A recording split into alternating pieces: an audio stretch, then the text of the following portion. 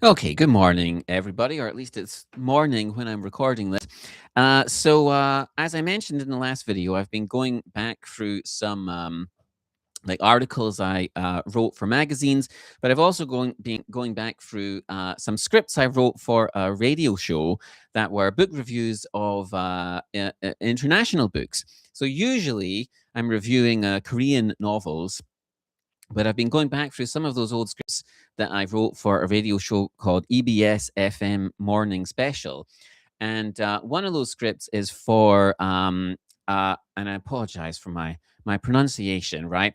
But for the Gabriel Garcia Marquez novel, 100 Years of Solitude.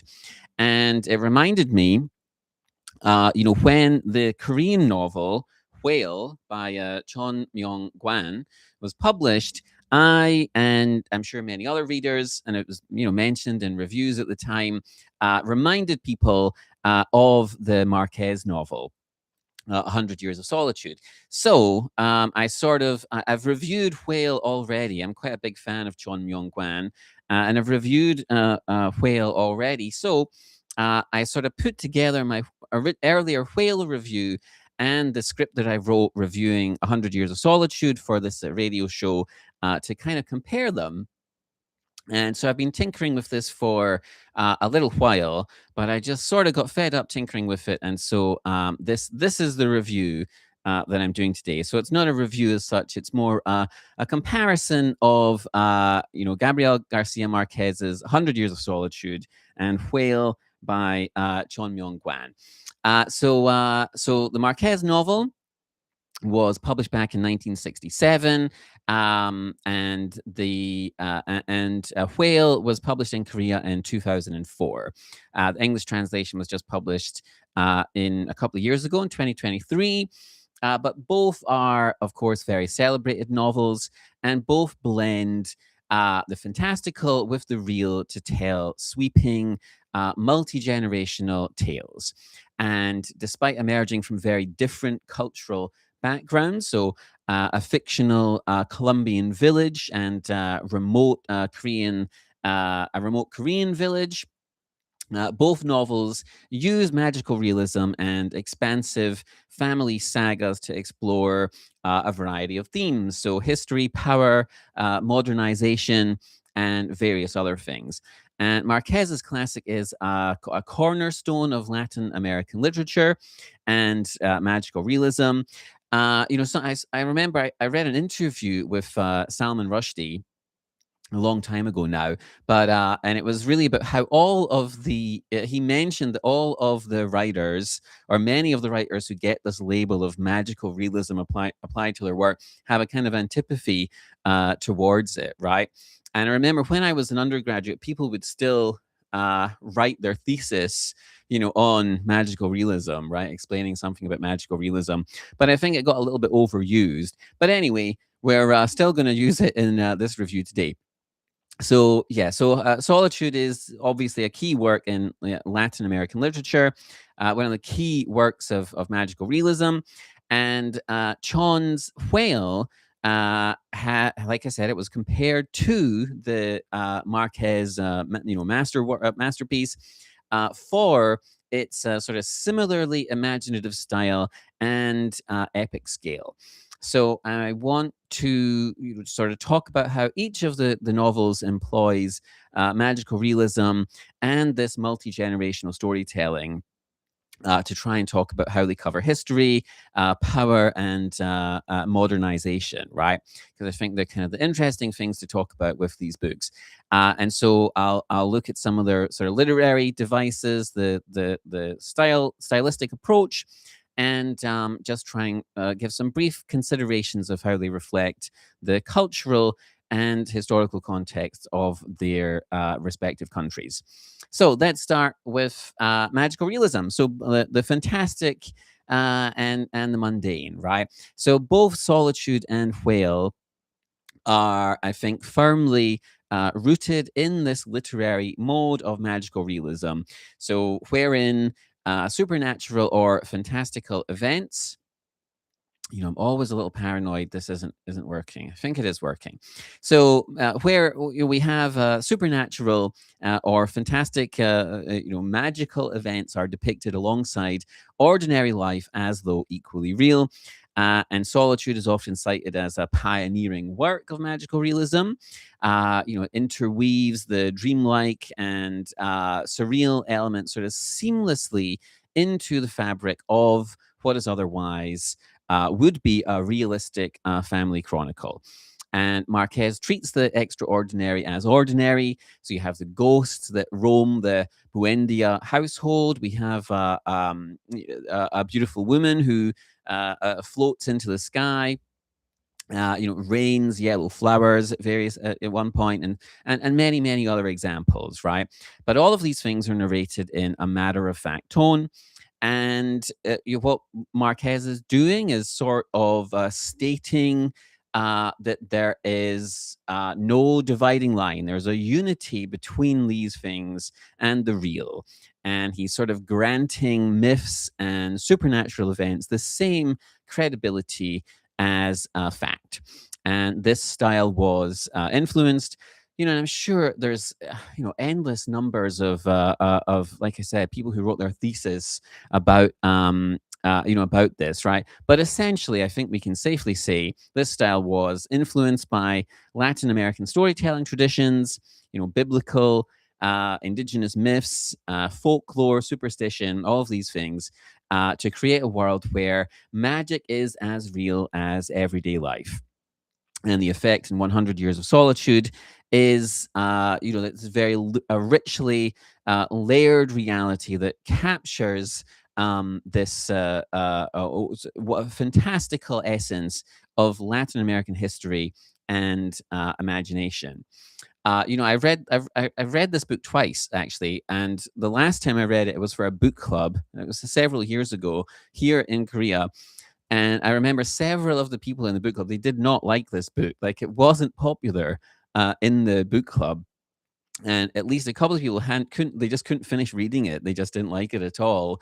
And it's interesting, it's one of the most acclaimed books since, in the last, half a century or something like that. Right. But, sometimes average readers just don't appreciate or enjoy these books that are meant to be the big novels of our time, right? And I noticed as well, I was trying, but when I was putting this script together, I didn't want to reread the whole book again, so I wanted to get the audiobook, but you can't get the audiobook in Korea, so I just kind of skimmed through the Kindle edition. But I did notice that there is a Netflix adaptation of 100 Years of Solitude, and I was kind of I try and avoid watching Netflix as much as possible, but I was kind of interested to see what the adaptation was like. So I might try that sometime. But anyway, so Whale obviously was written, like almost 4 decades later in South Korea, but it adopts a similar magical realist approach to depict Korean life and history in what is quite a fresh way. And Cheon's novel is, again, sort of infused with this kind of magical realist approach.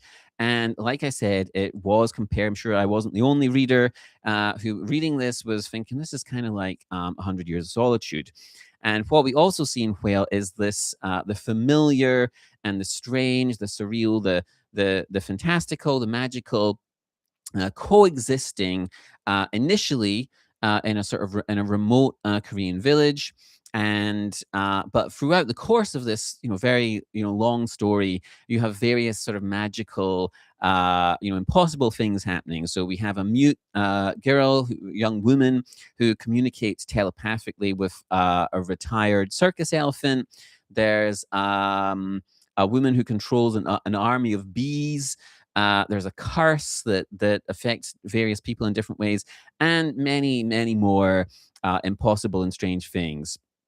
And again, these fantastical elements are just presented amid the gritty realities of rural life and the rapid change that Korea went through. And so we have these magical elements. We also, uh, you know, whale, and some readers don't appreciate this, but it's very earthy and quite how can I put this? It has a sort of a working class sense of humor and the reality of life, and it's quite um, ribald sense of humor, maybe would be a good way of putting it. But I thought that I love that aspect of the novel. I think it's brilliant. But Cheon uses these kind of magical realist elements. At times, it's quite playful and satirical, but also very emotionally resonant, right? So there really is this kind of strong vein of cruel humor, wicked humor, black humor in the book, and absurdity, which you also get in Solitude as well. And so by blending, Korean sort of fable and fantasy with everyday events, Chon, creates this sort of a vision of Korean history that is at once familiar and but also quite strange.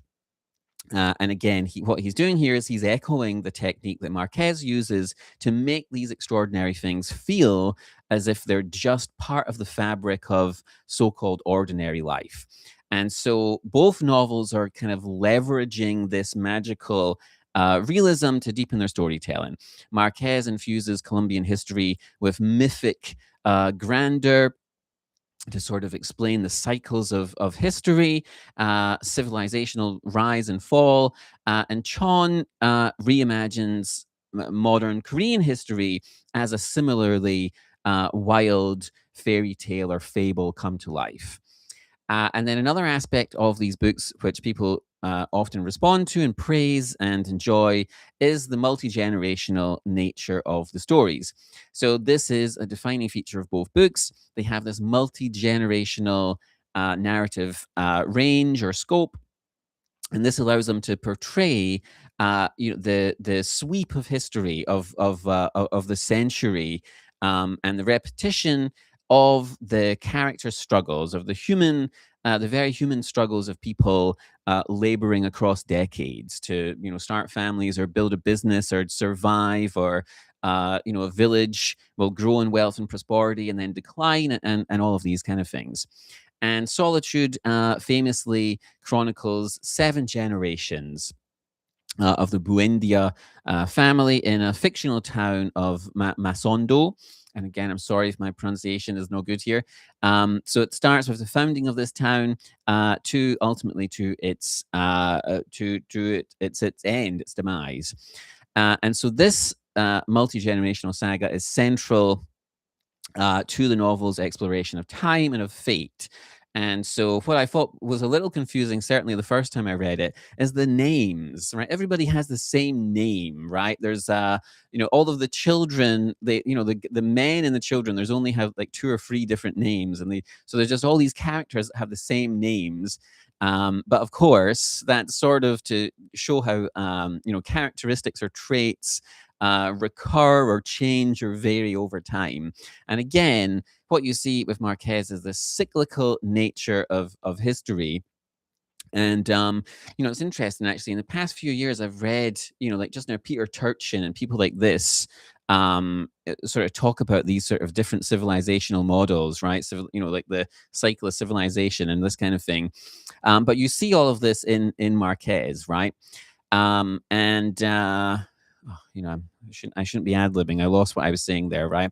So anyway, right, yeah. So we have this family. The boys have all got the same names, and it's about the history as a cycle and how it's almost impossible to escape certain patterns, right? Certain things are just sort of destined to happen in certain ways. And so we see the family's triumphs, we see their tragedies. We see the founding patriarchal figure, the sort of visionary first Jose Arcadio Buendia, who establishes the town, and we see his descendants, right? So ultimately, facing war and catastrophe and disaster. And so we get a very clear sense of history repeating itself. What does it say? History doesn't repeat, but it rhymes, right? So repetition with variation. And of course, we can see this in some of the prophecies that we hear throughout the novel. And like I mentioned, because it's 7 generations, they have this very sprawling family tree of characters. And again, what this lets Marquez do is explore these different perspectives, right? So you have sort of indomitable matriarchal figures like Ursula, who is the heart and soul of the family, the backbone of the family, she's called at one point. And then you have various other characters who are soldiers and lovers and scholars and eccentrics and all sorts of different things. Doing all sorts of different stuff, but they each kind of embody a different type of response to the tragedies, to the sort of chaos and turmoil that sweeps over them and sweeps over the town. And through that multi-generational structure, solitude is, as is often pointed out, a microcosm for broader societal change. And what people often discuss solitude in terms of Márquez using this family's sort of century-long story to mirror the what he himself has talked about as the cyclical history of Colombia and Latin America. Whale also unfolds over multiple generations, essentially focusing on two generations, right? Mainly two generations. So we have a mother and daughter whose, and various characters that surround them, whose lives are all connected in changing Korea. And Cheon structures the novel also as this sort of a multi-generational epic, or really in this case, it's more of a mother-daughter saga, and spans a large portion of 20th century Korean history. The central figures are Gumbok and her daughter Chun-hee, and through their stories, we witness the transformation of Korea in the last century. So Gumbok's journey is she goes from a sort of poor, uneducated rural girl to formidable businesswoman, and then Chun-hee's journey or odyssey is even harsher in many ways than Gumbok's is. And these aren't isolated tales, they're part of a very clear ancestral line of survival and adaptation. And so Whale follows, Gumbok and Chun-hee and various other characters who surround them on their different adventures and their misfortunes. And what we see is, again, this sweeping story of ambition and of tragedy across rural and then urban South Korea in the previous century. And the focus on mothers and daughters, also specifically highlights the female experience across time. So each sort of subsequent generation of women faces new challenges in what is a very patriarchal society, but they also inherit good things from the previous generation of women, so strength and resilience and so on. But both novels use this multi-generational approach, and it's very rich, very satisfying, very enjoyable. Solitude emphasizes this recurrence and the weight of history sort of bearing down on people. And Whale does the same thing, the weight of history, bearing down on people. And they both illustrate social change and continuity through the evolving fortunes and failures of one family line. So anyway, let's talk about history and modernization. Do you know what? I'm just going to check very quickly that this is working. A couple of weeks ago, I recorded an entire video and then realized that the audio hadn't recorded. So let's just see. Dun, dun, dun. Is this working? Okay, it is working. Never mind. All right. Okay, so let's move on to the next section. So history and modernization. Okay, so both books, they're kind of doing a similar thing in terms of how they deal with history. What they're talking about is the turbulent transition into modernity, and this is a significant undercurrent or just a significant element of both books. Each book reflects the specific historical trajectory of its country. And we see in both how more traditional ways of life collide with these forces of modernization and change, right? One of one of the aspects of Whale I enjoyed was Kumba opens a cinema, right? She opens a theater, and it's just very interesting to see the role that plays in the community, right? That's sort of one example of modernity coming into the world. And anyway, so Solitude, we have this sort of initially isolated Eden-like village or town, but it's gradually transformed by contact with the outside world. And so, as Márquez has discussed in, like in his Nobel lecture, this mirrors the historical development of Colombia and Latin America as a whole, from pre-modern sort of solitude into a modern nationhood. And in the early chapters, Masondo exists in a kind of blissful seclusion that's untouched by history, except for the visits of these wandering gypsies who introduce sort of incredible new technologies like ice and other things. But as time passes, of course, modernity just encroaches more and more. You have civil wars erupt in the country, and Masondo and its residents are dragged into conflict.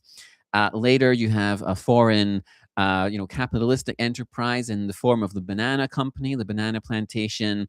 And this brings various other elements of modernity, trains and telegraph poles, and of course, ultimately tragedy for the people of the town. And the novel's major turning points, the Civil War, by one of Jose's descendants, the establishment of the banana company. And these are fictional interpretations of real Colombian history. So the Civil War, I think the sort of kind of left right civil liberal conservative civil war at the end of the 20th century and the beginning of the 20th century, I guess. And then the United Fruit Company, which did ultimately result in, well, first of all, lots of people moved from the countryside. Hundreds of thousands of people went to work at the banana company. And then there were protests and things for workers' rights. And then in 1928, there was a massacre.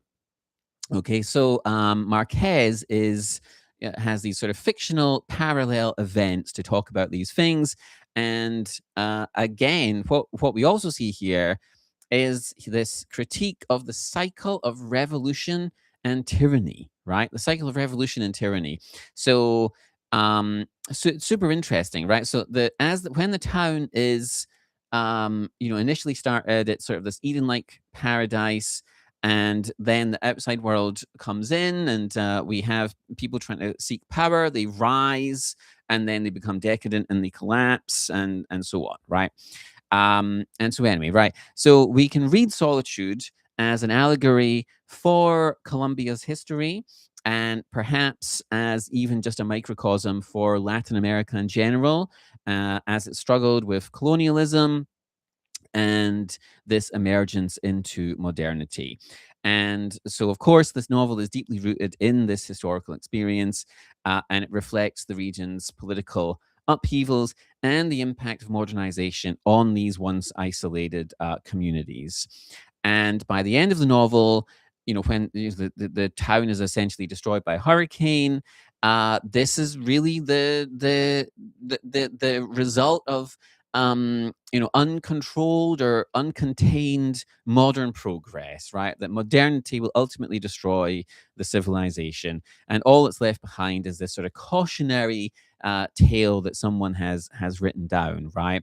And so Márquez is using the Masondo the sort of change that Masondo goes through over the decades to comment on the sort of devil's bargain of modernity, right? On the one hand, it promises all these wonderful things, but it leads to the destruction of folk tradition and community and identity and all this kind of stuff, right? Whale is similarly concerned. I've realized I'm only on page 3 of this. How long have I been going? 24 minutes. Oh my God. Okay, Whale is similarly concerned with the march of history and rapid modernization, but in the setting of 20th century Korea. So Cheon sets his story against the backdrop of South Korea's post war years, right? The post-war years, and then the sort of the years of extraordinary economic development which followed these years. So there were some years after the Korean War where the country was struggling, but then there were these sort of years where economic development sort of skyrocketed. And he filters that history through the lives of his characters. So Gumbok's personal rise from poverty and destitution to wealth, this explicitly mirrors the rise of South Korea as a nation during this economic boom in the later half of the previous 20th century. So in the novel, we see her leave a rural village for the city. She harnesses her entrepreneurial skill and luck and savvy to build a brick factory and other businesses like a cinema, like I mentioned. And she amasses power and property. And her trajectory reflects the real historical arc of South Korea's modernization. So this migration from rural areas to urban centers, industrialization, the creation of new wealth, and so on. However, Whale obviously isn't portraying this as wholly positive, right? Instead, it casts a very critical, satirical eye on the dark side of this rapid development. And Gumbok's success is built on the exploitation of other people. She cheats, she betrays people, she even abuses her own daughter to sort of get ahead, right? She's an extremely dysfunctional person, essentially. And this highlights of the human cost and the significant moral compromises hidden in Korea's economic miracle. So the novel sheds light on the changes that Korea experienced in this breakneck transition from, pre-modernity to a modern industrial powerhouse. And it touches on social upheavals like urbanization, class mobility, hints at historical reference points like the ruins of war-torn villages and the construction of new businesses and enterprises. And it does this through a mix of absurd and poignant episodes. And it presents these changes in this fable-like and often exaggerated manner, complete with fantastical occurrences. And it's very entertaining and very offers a very biting commentary on modernization. And it's an epic satire that captures Korea's journey from tradition to modernity. So while Marquez is writing about Latin America's entrance into modernity and the sort of losses that went along with it, Cheon is satirizing South Korea's rapid modernization. But both books ultimately portray history as this powerful transformative force that shapes and will shatter communities. Let's move on. Okay, so gender and power. So again, both of these issues, right, gender and power dynamics are woven into the fabric of each book, and the they approach these things through their cultural lenses and the characters. So in each story we have patriarchal social structure, but we also have formidable women who navigate or challenge these structures, as well as an exploration of how power, political power, economic power, personal power is gained and used and lost. So in Solitude, the society of Masondo is patriarchal in its leadership, with Jose as the founder. But the novel also gives significant agency to its female characters. And the female characters are often portrayed as the steadying force in this world of impulsive and reckless and power-hungry men. So the prime example is Ursula, who is the family matriarch and who survives across generations And she is described as the backbone of the family, the heart and soul of the family, the backbone of the family. And she maintains the household. She is a sort of restraining force on chaos, and she preserves the family line through all of these catastrophes, through war and upheaval and various other things. And her practical sort of common sense and wisdom and inherent morality contrast with the male members of her family who pursue power, and they're sort of driven and they're kind of passionate, but they pursue their things to destruction. So, for example, Colonel Aureliano Buendia becomes a warlord, leads like 30 odd armed rebellions. He goes on this quest for power that destroys him, like emotionally, even though he has this sort of legendary status. And then there's another male descendant who becomes a brutal dictator. When he gets power, he becomes a dictator. And these episodes illustrate just the corrupting allure and the seductive nature of power, and how easily things can slide into authoritarianism. And again, this reflects some of the sort of military strong men traditions that we find in Latin American history, and the personal failings of the men in the Buendia family. Meanwhile, the women, like Ursula, like her daughter, and some of the other female characters, they endure and subtly influence events from behind the scenes. So, like Ursula manages the family's finances, she raises each generation. And so she has this key role in sustaining the social fabric of the town over the course of her long life.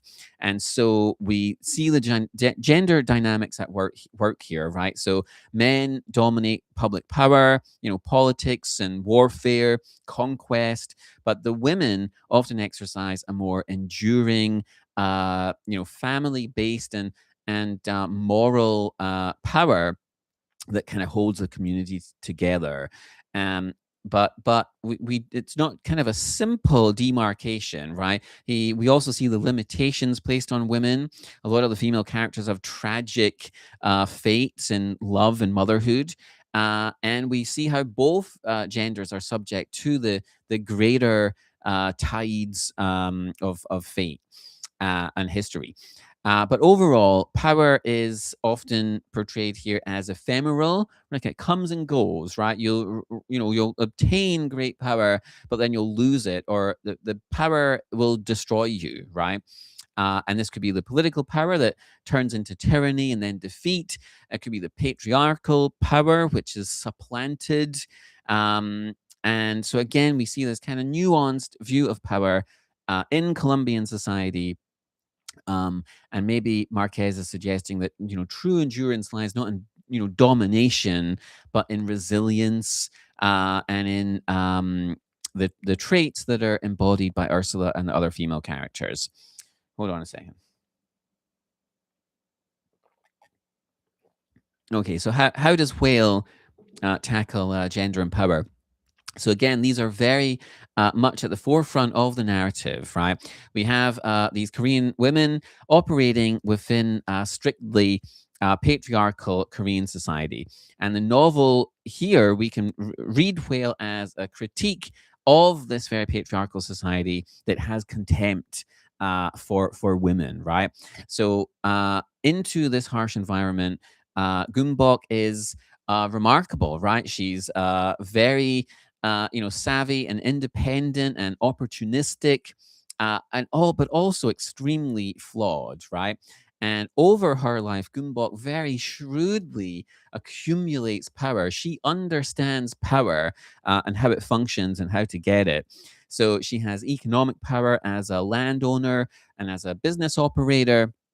And she has personal power in the way that she holds influence over men and over her community. She has this very large ambition, and this ambition and her success represent a kind of defiance against the expectations of meekness or domesticity traditionally imposed on women. But Cheon doesn't present Gumbok as an idealized character. Like I said, she's extremely flawed, a very ambiguous figure, like morally ambiguous character. She can be very heartless. She's extremely driven and quite willing to do all sorts of awful, horrible things to get ahead. So, like I said, she abuses her daughter, mistreats her own daughter. She cheats and betrays and all sorts of things, right?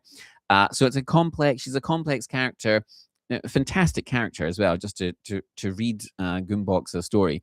And she's sort of taking power in a male-dominated world, right? And one reading we could say that Gumbok is forced to adopt the same type of behavior, like the cruelty and exploitation practiced by men. So essentially, this patriarchal society, she has to become a man and act and behave like a man to survive and become successful and wield power. So, Cheon doesn't sort of shy away from the depicting violence and abuse. And I've seen some reviews of people that didn't, writing on Goodreads or something, they didn't finish this book because it's nasty and it's mean. And I mean, come on, people. So anyway, it is a nasty book at times, right? There are some, cruel things happen. But what you're seeing here is this, it's a multi-generational story that shows how these how Gumbok and her daughter grapple with oppression, whether it's Gumbok's early victimization and when she's younger, to Chunhee's later very difficult life, and essentially ultimately she's ostracized, right? And her story is extremely sad. But Whale also celebrates the resilience and the cleverness and the solidarity of some of the female characters in the face of these trials. So power, again, in Whale is portrayed as double-edged. So on the one hand, we see Gumbok's rise to power is empowering. She's breaking barriers for for a woman and for someone from a poor background, for someone from the countryside. But her rise in society is tainted by corruption and cruelty. And, in her rise, we see how, systemic abuses are sort of perpetuated in a kind of cycle. And, like I said, very good satire and a lot of grotesque, and earthy, description and events to highlight the abuses of power that we find in Korean society. So you have some very villainous characters, absurd bureaucrats, and all sorts of things. Magical people taking magical vengeance on each other, and this is all used to sort of give us these very rich depictions of the powerful and the corrupt. This idea of who holds power, whether they're patriarchal figures or they're bureaucrats or a business entrepreneur or magnate like Gumbok, they're perpetuating these cycles, right, of exploitation. And so Whale is very dark, but it's very humorous in the way it talks about gender and power. And like I said, it has this sort of earthy, real, authentic, kind of working class way of talking about these things, right? So for all the fantastical elements, it's very real, or it's got a realist understanding of people and behavior and power, right? Okay, so let's see. How are we doing for time? How are we doing? 38 minutes. Okay, so let's talk about the literary style. So both books share thematic similarities. They have overlapping literary styles and narrative techniques, and they are both very unique books. There's a unique approach to storytelling in them, but they're shaped by different cultural traditions and time periods, right?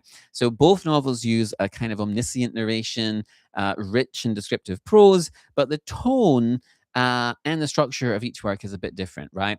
So in Solitude, The style is quite lush. It's kind of hypnotic and dreamlike, and cyclical. Famously, that has this sort of looping, digressive structure, which is it mirrors this thematic focus on the circular nature of time. And so we'll sometimes get events that are not in exact chronological order. The similar events are revisited with different characters, and so you get this sense that history isn't a straight line. It's this repeating cycle. And some readers don't, like I said, some readers, like those people I read this book in a book club with, don't like this, right? It's a technique that I think can challenge, is a little bit challenging for readers, but it ultimately reinforces this key message about fate and recurrence. But history is a cycle. And it's quite a long book. It's like 500 pages or something like that, and it covers a century of events. But that narrative voice is very coherent, I think. It's like a wise old storyteller telling you a story around the campfire, or in a pub or a bar or something, right? Um, so it's very poetic writing.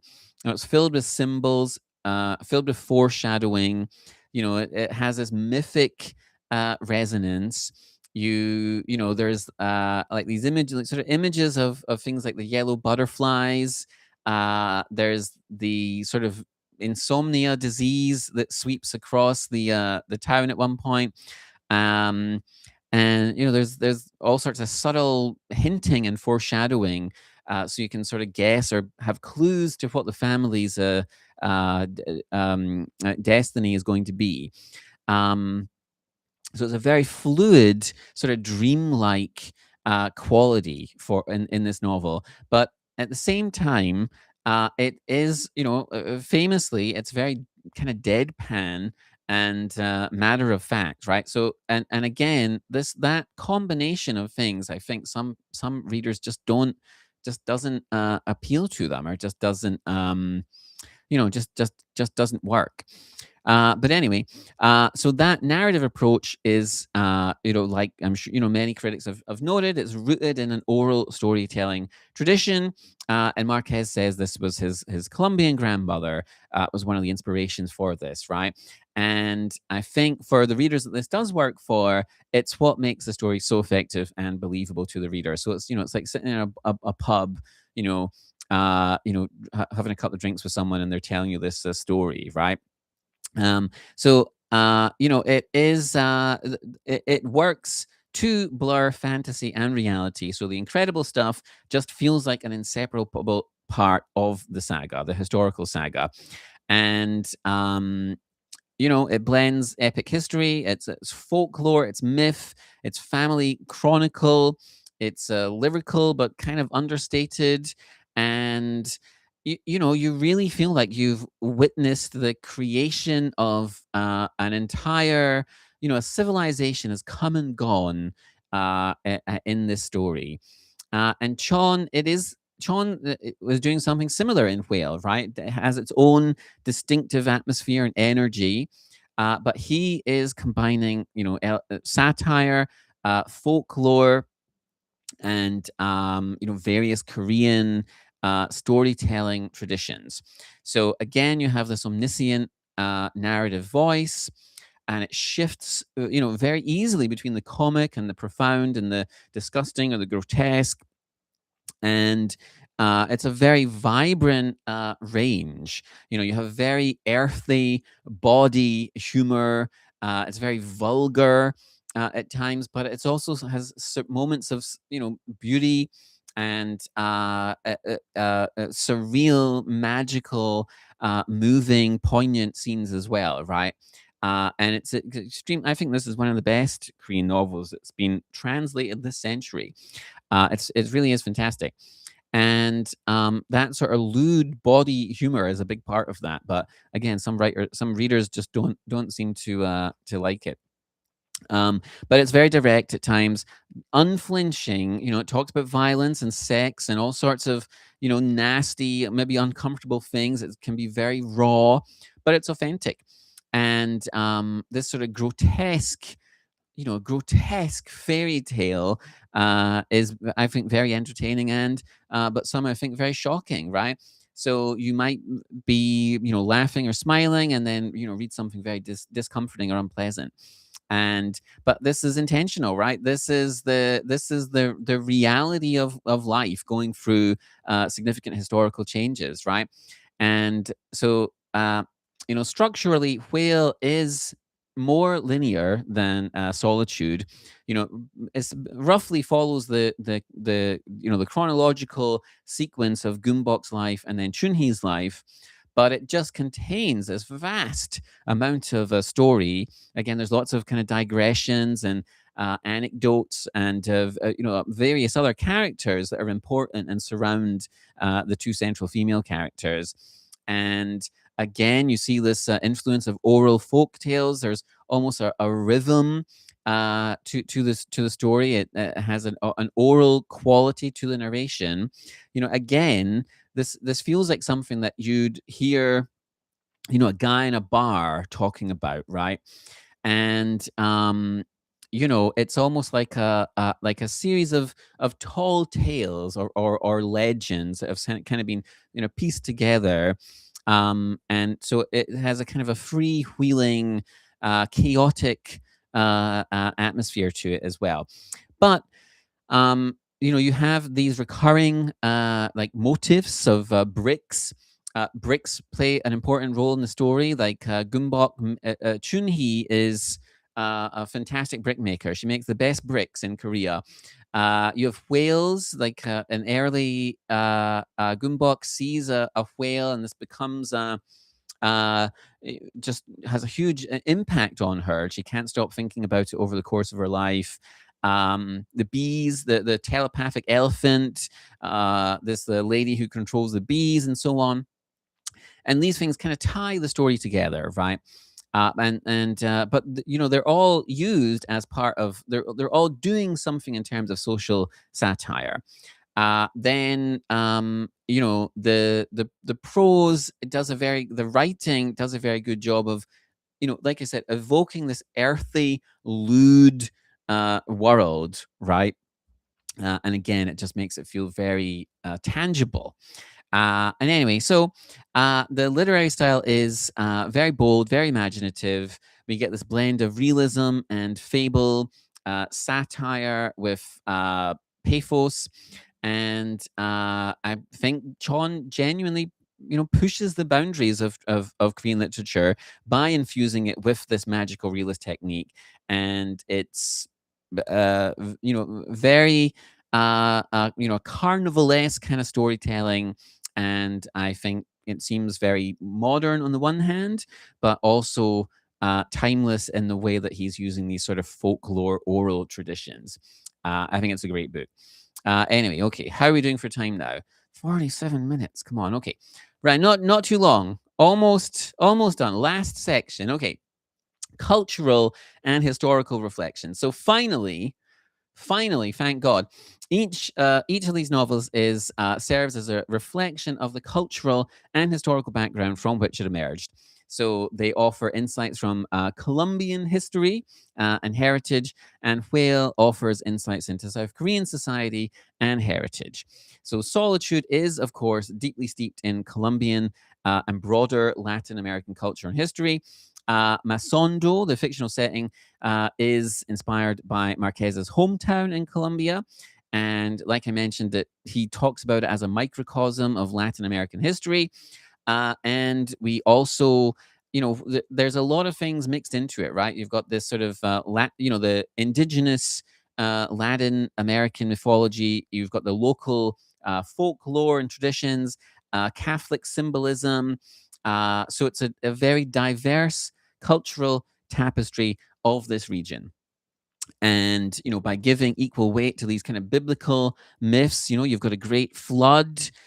You have people who live like have extreme longevity, and giving us an equal weight to the indigenous myths of the ghosts and the gypsy folklore.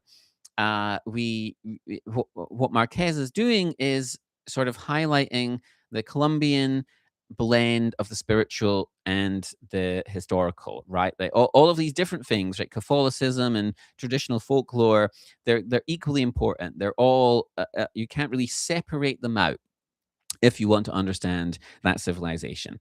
And the historical events that are sort of alluded to in the novel, whether they're civil wars or, banana company capitalistic oppression and massacres, political, what do I can't remember the word now. What like massacring your opponents.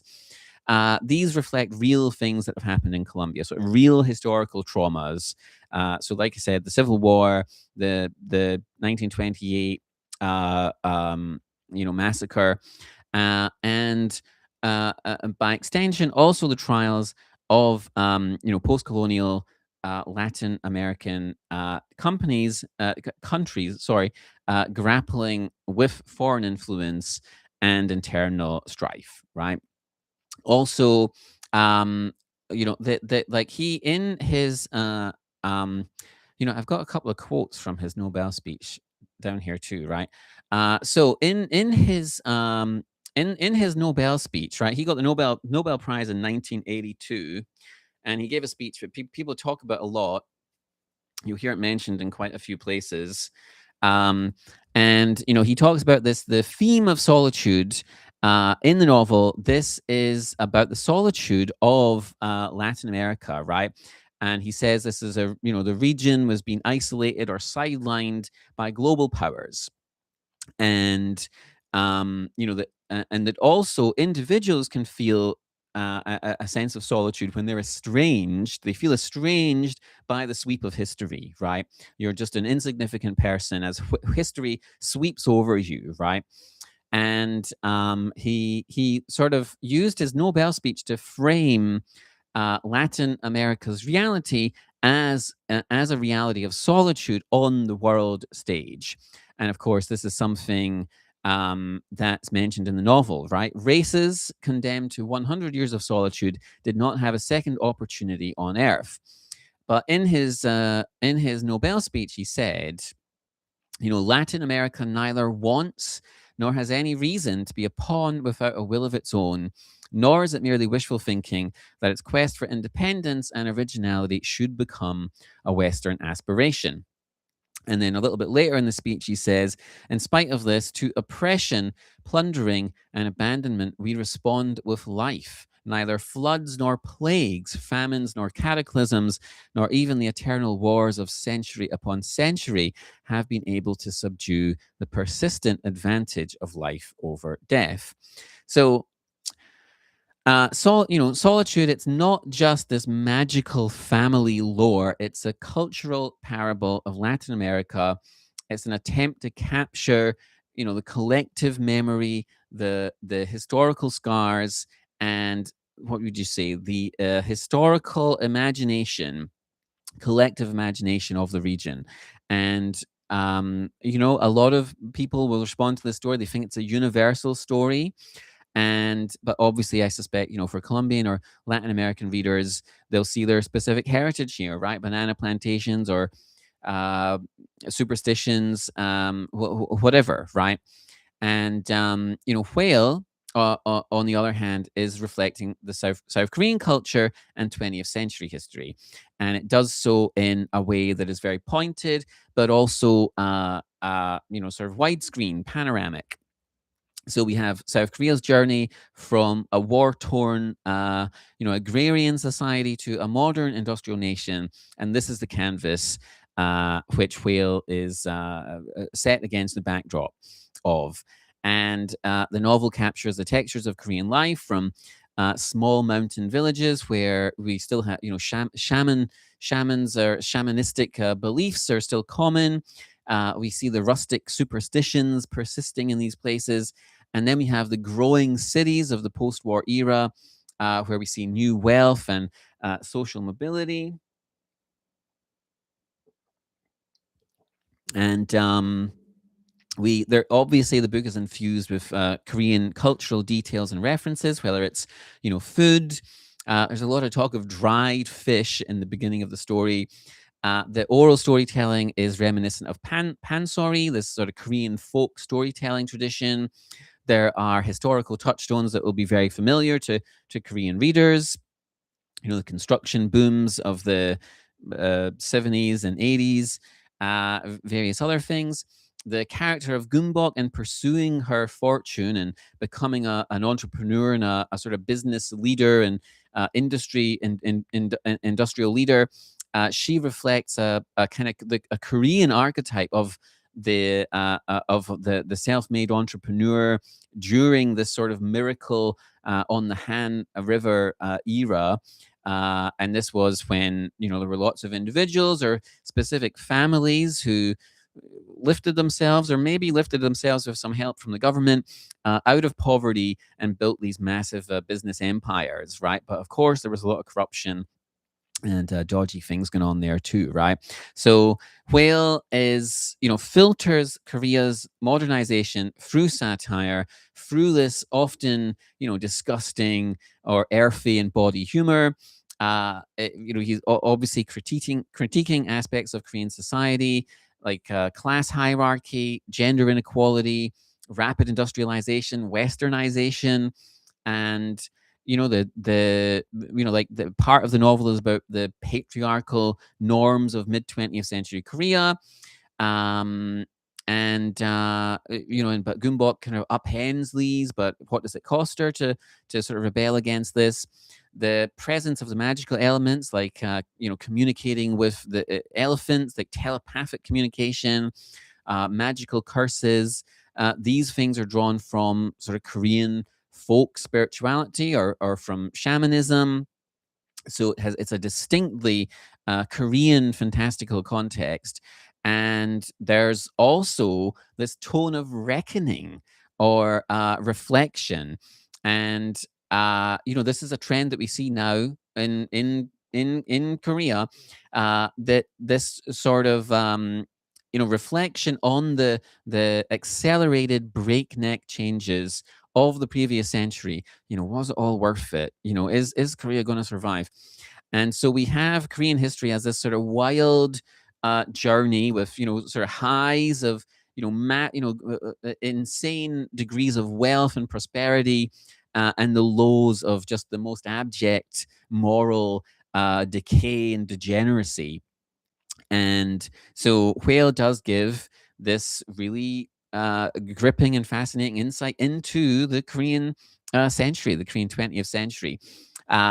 It's a folk epic, a modern folk epic. And in the fates of Gumbok and Chunhee, you kind of see the soul of a country or a nation that's in transition. We see resilience, we see contradictions, and we see the very dark undercurrents all exposed in Whale. Anyway, I'm just about done. So both of these books, both excellent books, fantastic works of fiction, that they're testaments to the power of storytelling. That they transcend their borders, but they are rooted in very local truths. They both use magical realism. They both use this multi-generational family saga structure to weave tapestries of their nation's experiences. One of them in the Colombian jungles, and the other in the villages and coasts and towns and cities and countryside of Korea.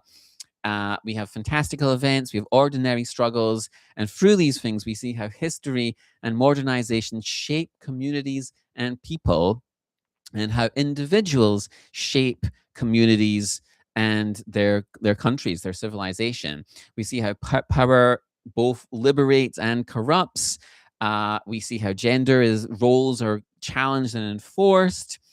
And Márquez captures the mythic, the lyrical, cyclical, mythical reality of Latin America's past, and while Whale is very satirical, reimagining through Gumbok and her daughter of the Korean 20th century as this dark, hilarious, earthy fairy tale that's full of at times just dirty humor and tragedy. But anyway, you can definitely see the influence of, Márquez on Cheon in Whale. But Cheon has a very distinct voice of his own, very, I think of it as a working class voice, right? That's just what it seems like to me. It's that earthy humor, but unmistakably Korean. Um, and you could almost see Chon saying, "I'm gonna do for Korea what Solitude did for Colombia," right? And what else do I want to say here? So both are fantastic novels. Um, and I think, like I said, I think Whale is one of the best Korean novels. Kind of disappointed in some of the novels, the Korean novels that are getting translated. Like some of the trends in Korean literature, certainly the ones that are getting translated, it's very disappointing. This is head and shoulders above a lot of the Korean fiction. Like a lot of the Korean fiction that's getting translated is very small in its focus. But anyway, this is an epic, and it's fantastic, and highly recommend it. Highly recommend Solitude as well if you haven't read it. Of course, everybody's heard of it though, and I might try and watch the Hundred Years of Solitude Netflix show, even though I try and avoid Netflix. But yeah, that's all for today. I'm going to try and do some more videos this week, but I've actually got a lot of work to do this week, so I don't know when I will be doing any more videos. But if you've watched this for a whole hour, then thanks for watching. Take care, and I'll see you next time.